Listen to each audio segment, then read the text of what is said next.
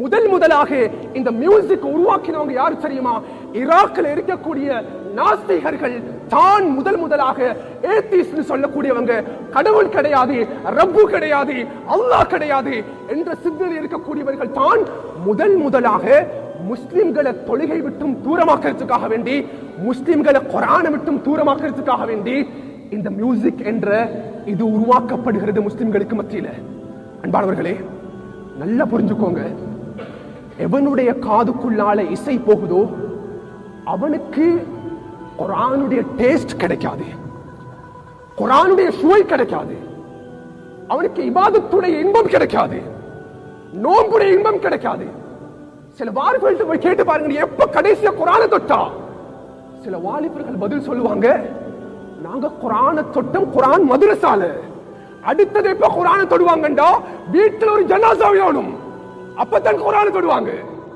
அன்பானவர்களே, இசையினுடைய தாக்கம் நம் வாலிபர்களுக்கு மத்தியில் உருவாகி இருக்கிறது. அன்பானவர்களே, நபி ஈசாவுடைய காலத்துக்கு முன்னால இருந்த இசை இருந்தது, ரசூலுல்லாஹ்வுடைய காலத்திலும் இசை இருந்தது, ஜாஹிலிய காலத்தில் இசை இருந்தது. ஆனா இசையுடைய வளர்ச்சி இருக்கல. இப்னு உமர் ரலியல்லாஹு ஒரு பாதையில நடந்து போறாங்க, பக்கத்துல மாணவர் நாஃபி ரஹ்மத்துல்லாஹ் இருக்கிறாங்க. ரெண்டு காதுக்குள்ளேயும் கைய போட்ட இப்னு உமர் ரலியல்லாஹு அந்த பாதையிலிருந்து ஓட தொடங்கினாங்க. நாஃபி ரஹ்மத்துல்லாஹ் அவர்களும் விரண்டோடினார்கள். அவங்களுக்கு விளங்கல்ல. இப்னு உமர் ரலியல்லாஹு ஒரு இடத்துல போய் நின்று கேட்டாங்க, ஏதாவது ஒரு சத்தம் கேட்கடா உங்களோட காதுக்கு? நாஃபி, இல்ல இப்னு உமர் அவர்களே, நீங்க ஏன் ஓடி வந்தீங்க? இல்ல, சமிஅத்து மிஸ்மாரன், அந்த பாதையால் வந்து கொண்டிருக்கும் பொழுது ஃப்ளட் சொல்றது மிஸ்மார் என்றா ஊதக்கூடிய அந்த புல்லாங்குழல் சத்தம் என்ற காதுக்கு கேட்டுச்சு. யாரோ ஒருத்தன் புல்லாங்குழல் ஓதுறான், அந்த புல்லாங்குழலுடைய சத்தம் என்ற காதுக்கு கேட்டதனால நான் ஓடி வந்தேன். இதே மாதிரி தான் ஒருவர் ரசூல் ஸல்லல்லாஹு அலைஹி வஸல்லம் அவங்களும் என்னோட வந்து கொண்டிருக்கும் பொழுது யாரோ ஒருத்தன் பாதையோரத்தில் இருந்து கொண்டு புல்லாங்குழல் ஓதினான். அந்த புல்லாங்குழல் ஓதக்கூடிய நேரத்துல ரசூலுல்லாஹ் அவங்க ரெண்டு காதுக்குள்ளையும் தன்னுடைய ரெண்டு விரல்களை போட்டு அவங்க அடைச்சு கொண்டாங்க. அதே மாதிரி தான் நானும் இந்த இடத்துல ரசூலுல்லாஹ்வுடைய செயல்பாடு என்ற காதுக்குள்ள விரல்களை போட்டேன். சுப்ஹானல்லாஹ். அன்பானவர்களே, ஆரம்பத்தில் இசையுடைய வளர்ச்சி இருக்கில்ல, காலங்கள் கடக்க கடக்க இன்றைக்கு எத்தனையோ விதமான இசை கருவிகளை பார்க்கலாம். அது எங்களுக்கு தெரிஞ்சது அது கிட்டாராக இருக்கலாம், ட்ரம்ஸ் சொல்லுவாங்க, ஃப்ளூட் சொல்லுவாங்க.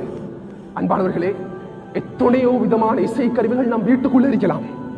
இன்றைக்கு இசைக்கு விருது கொடுக்கப்படுகிறது, ஆஸ்கார் விருது. சுப்ஹானல்லாஹ். இசைக்கு விருது, இசைக்கு யூனிவர்சிட்டி இருக்குது, இசைக்கு காலேஜஸ் இருக்குது, இசைகளுக்கு கிளாஸஸ் இருக்குது, இசைகளுக்கு கோர்சஸ் இருக்குது. இன்றைக்கு சமுதாயம் ஒருத்தன் தன்னுடைய குழந்தையை பெற்றெடுக்க போகலே எந்த புள்ள ஒரு பாடகி, எந்த புள்ள ஒரு டான்சர், எந்த புள்ள வந்து இசை கருவிகளை வாசிக்கக்கூடிய ஒரு ரீடர். அந்த நியத்தில் தான் இன்றைக்கு பிள்ளைகள் அந்நிய கலாச்சாரங்கள் உருவாக்கப்படுகிறது. இந்த கலாச்சாரம் கண்ணியமானவர்களே எங்களை ரசூலுல்லாஹ்வுடைய உம்மத்துக்கும் இது எஃபெக்டட். ரசூலுல்லாஹ்வுடைய உம்மத் இன்றைக்கு விதிவிலக்கு கிடையாது. சுப்ஹானல்லாஹ். அன்பு ரசூலுல்லாஹ் சொன்னாங்க, பின்னால காலத்துல ஒரு கூட்டம் உருவாகுவாங்க. அந்த கூட்டம் வந்து யஸ்தஹில்லூனல் ஹிர வல் ஹரீர வல் ஹம்ர வல் மஆசிப்.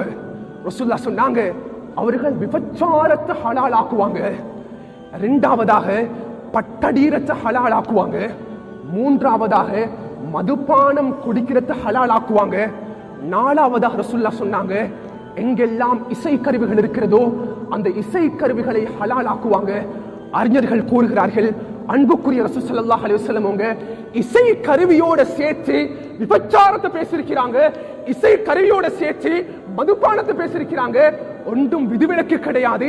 அந்த மதுபானத்துக்கு எந்த சட்டமோ அதே சட்டம் தான் இசை கருவிகளுக்கு, அந்த விபச்சாரத்துக்கு என்ன சட்டமோ அதே சட்டம் தான், அதே பாவம் தான் இந்த இசை கருவிகளுக்கு என்பதாக இந்த ஹதீஸை தெளிவுபடுத்துறாங்க. அன்பானவர்களே, நிறைய பேருக்கிட்ட ஒரு கேள்வி இருக்கும். என்ன கேள்வி என்றா, ஏன் இஸ்லாம் இதை ஹராமாக்கணும்? இஸ்லாம் ஏன் ஹராமாக்கணும்? இசை கருவிகளை இஸ்லாம் முழுமையா ஹராமாக்கி இருக்குதா? முழுமையா இஸ்லாம் சில விடயங்களை விதிவிலக்காக்கி இருக்கிறது. இசை கருவிகளை இஸ்லாம் ஏன் ஹராமாக்கி இருக்கு? சுப்ஹானல்லாஹ். இப்னுல் கையும் சொல்றாங்க, ஒருத்தன் தொடர்ச்சியாக இசை கேட்க ஆரம்பிப்பானண்டா, இப்னுல் கையும் ரஹ்மத்துல்லாஹி சொல்றாங்க, ஃபஇன்னஹு ருக்கியத்துஸ் ஸினா. ஒருத்தன் சூரத்துல் ஃபாத்திஹா ஓதி உடம்புல நோய் வந்தா அவனுடைய ஷிஃபாக்காக ஓதி ஊதுறான். அதே மாதிரி எவன் இசை கருவிகளோடு தொடர்பாகிறானோ அந்த இசை என்பது அவனை விபச்சாரத்தை கொண்டு போகும். இது எங்களோட பிராக்டிக்கல் எங்களுக்கு பார்க்கலாம். எங்களோட சமூகத்துல 9 வயசு புள்ளதான், 10 வயது, 11 வயது, அன்பானவர்களே பருவ வயது கூட அடையல்ல. ஆனா அந்த புள்ளைகள் கிட்ட எப்படிப்பட்ட பேச்சு இருக்கின்றா, எப்படிப்பட்ட செயல்பாடுகள் இருக்கின்றா, எப்படிப்பட்ட நடவடிக்கை இருக்கின்றா.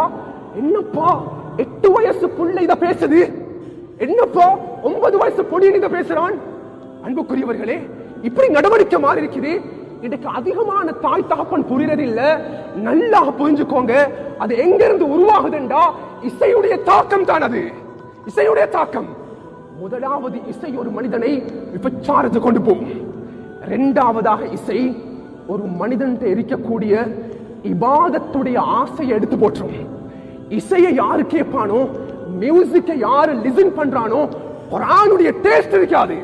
அன்பானவர்களே, இன்று நமது வளர்ந்து வரக்கூடிய சமுதாயத்தை பாருங்க, குர்ஆனை தொட்டவங்க யாராவது இருக்கிறாங்களா? மஸ்ஜிதுக்குள்ள வந்து குர்ஆனை வச்சு அழகான முறையில ஓதுறவங்க யாராவது இருக்கிறாங்களா? யாராவது பேசுங்க பாக்க. அன்பானவர்களே, அது மஸ்ஜிதிலையும் பார்க்கலாம், வீட்டிலையும் பார்க்கலாம். ஏன் காரணம் என்றா இசையுடைய தாக்கம் எங்கட காதுக்குள்ள போய் போய் போய் இசையை விட, இசை தான் குர்ஆனை விட அவர்களுக்கு அன்பாக பாசமாக விளங்குது.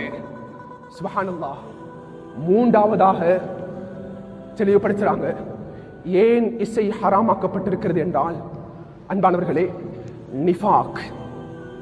அல்லாஹ் இசையை கேட்கக்கூடியவர்களுடைய உள்ளத்துல நயவஞ்சகத்தன்மை ஏற்படுத்துவான்.